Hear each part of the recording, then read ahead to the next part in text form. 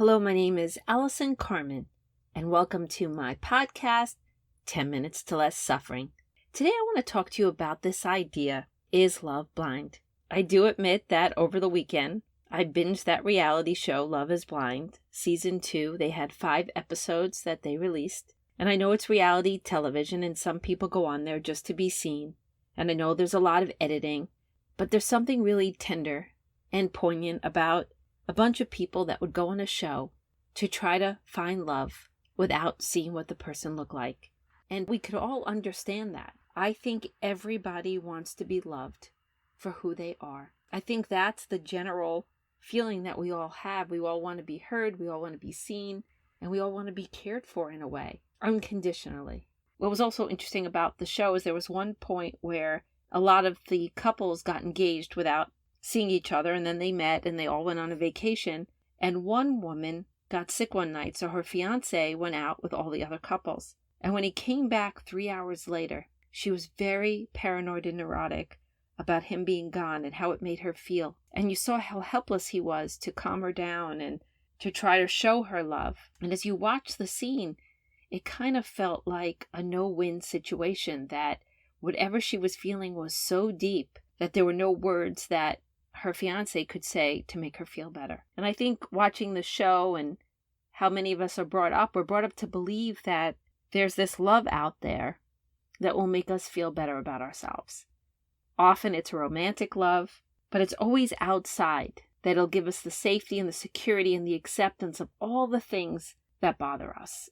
And the problem is that if you don't deal with why you feel that way, where that emptiness comes from, where that lack comes from, that romantic love can't possibly solve that. We all know that, but we all yearn for it. And if we don't love ourselves or accept ourselves, we'll have that problem at work, or we'll have it with a friendship. It'll pop its head up somewhere. And then people like me who are left by a husband or by a partner, or someone dies, then what are we left with? If that was our security and our safety, anything that's outside of us that we believe we need to have that love is always going to be shaky ground. So going back to this idea of love is blind, and you think about that woman, if we're not willing to look at ourselves with that blind love, then how can we expect to look at anyone else with that blind love? And how could we expect to get that blind love back? And I know it might sound cliché, but it does come back to loving ourselves.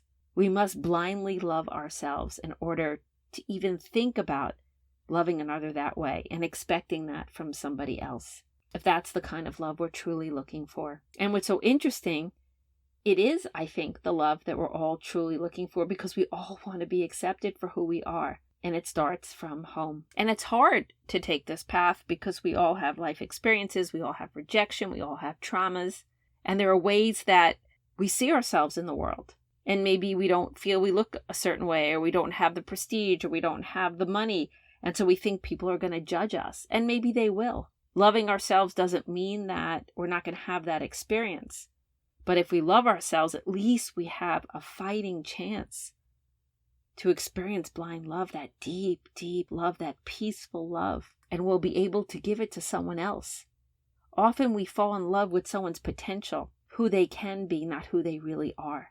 But if we can do that for ourselves, then we can do it for another. And then we're on the playing field to possibly get that back, to have that beautiful, deep experience. And it might not be romantic. It could be a friendship. It could be anything that you're able to kind of exchange love in your life. And I know this is a short 10-minute podcast, and the path to self-love is deep, and it could be painful, and it could be tricky, but it could be so rewarding.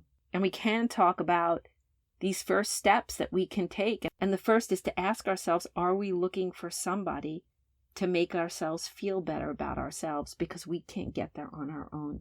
That's a lot of pressure for a relationship, and it's a very difficult way to live. It's very hard to feel steady when your happiness and your balance is based on anything in the outside world. So at least we could recognize that. We could ask ourselves, am I blindly loving me? Which means, am I accepting all parts of me? And often we aren't. We might love certain things about ourselves, but then we feel like we don't like our aging face, or our weight, or how our figure looks, or something we said. And if we're not on our team, how do we expect anyone else to stand by our side? Or how do we expect to ever stand by anyone else's side? So the second thing is to recognize those pieces of ourselves that we reject.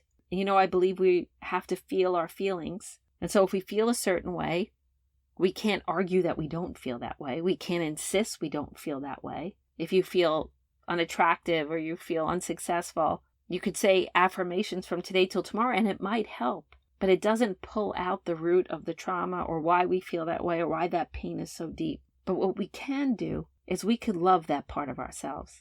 We could be kind and caring and tender to that voice within us that doesn't feel acceptable, that doesn't feel okay. Instead of trying to push it away, argue it away, ignore it, we could hold it and love it. And that's why we need to acknowledge our feelings. What I do is I love the thoughts that come up. I embrace them. I don't love it in a way that I say, I think that way. What I do is I love that part of myself that feels that way. If there's a part of me that feels old or not attractive in a moment, maybe something set me off or I saw something or I heard something, I'll pause and I'll recognize that I'm falling into a story. But I realize that there are reasons why I feel that way. They might not be true. They might be from the past, but here I am. This is what I feel. And then I think about loving that part of me, being tender, being kind, saying, it's okay you feel that way. I love you, Allison. It's okay you feel that way. I understand. And then at least I'm not fighting the thought, but I'm digging deeper and loving me more. And that's when things become unconditional. They become unconditional when we love ourselves more, regardless of our thoughts, regardless of our experiences, regardless of the past. That's when love becomes blind. And yes, it could be excellent to work with healers and therapists about your trauma and understanding yourself and working through things. But it's also really important on the path to love the things that come up in us without judgment. And that's when we could really have a relationship with somebody and do the same for them. And will we get that unconditional love back? I do think it's possible.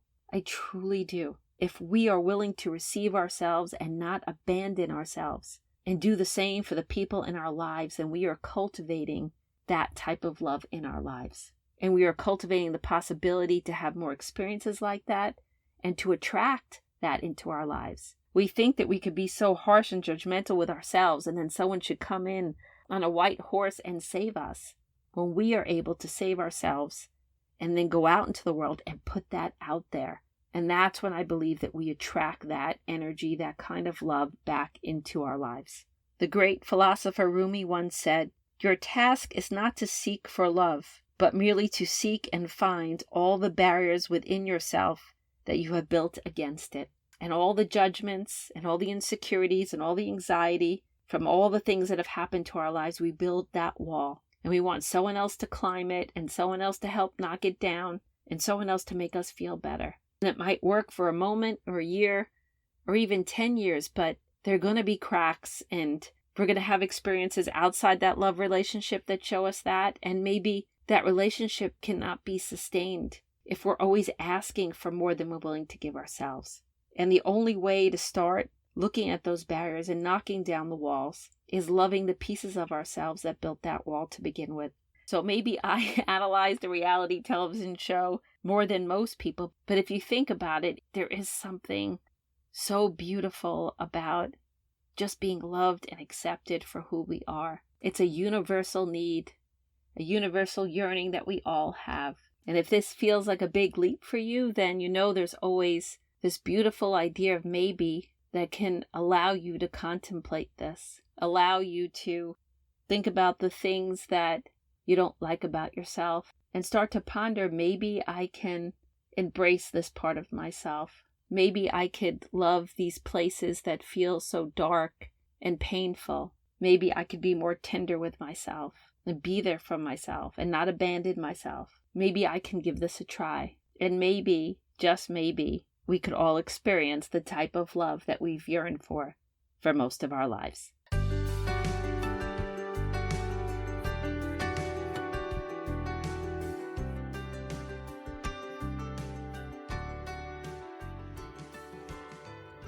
Thank you for listening to this podcast today.